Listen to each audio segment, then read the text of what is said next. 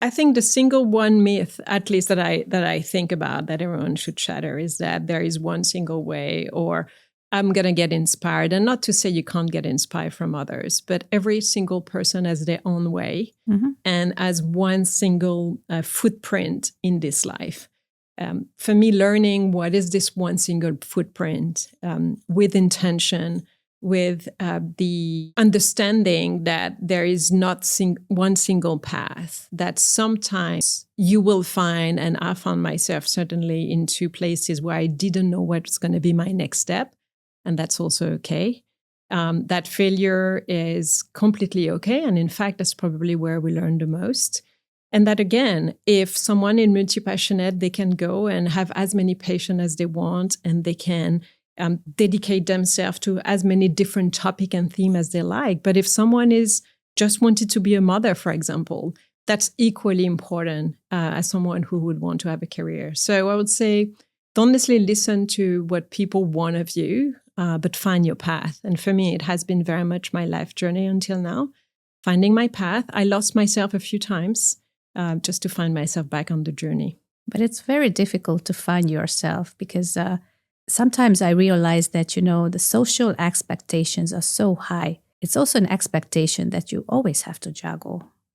Yeah, I think. Don't you feel that? I feel that. And for sure, I will say when I have not meditated, or when I feel myself being out of balance, I will notice that. How do I know I'm out of balance? It's when I start to listen to others' expectations. So that's now at 45. Now, when I was 20, or even when I was much younger and I was building my career, I was always extremely ambitious since very young age, if you ask my mother. And I think I can recognize that on my path. I didn't always have, obviously, this idea of balance. I didn't always have yoga tools in my life as well. And I fall into the trap of following someone else's expectation all the way to find that I was a mirror or an image of myself. And I think I had to learn the very hard way that this was not going to be my path. And if I wanted to succeed into my own terms, I would have to break a few rules. And how did I break them? I only had to hear someone to say who actually said so.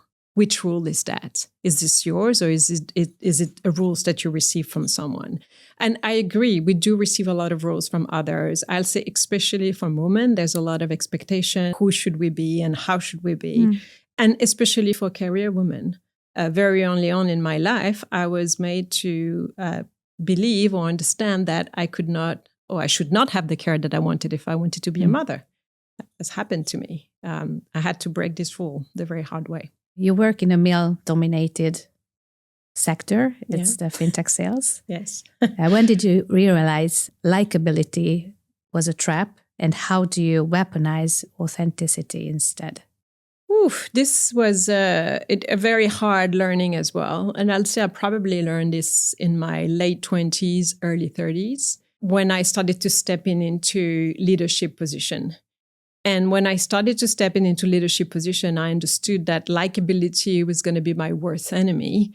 And that if I wanted to step up and become who I was willing to become, again, I had to take a step back, or in other words, break a few rules to show up authentically.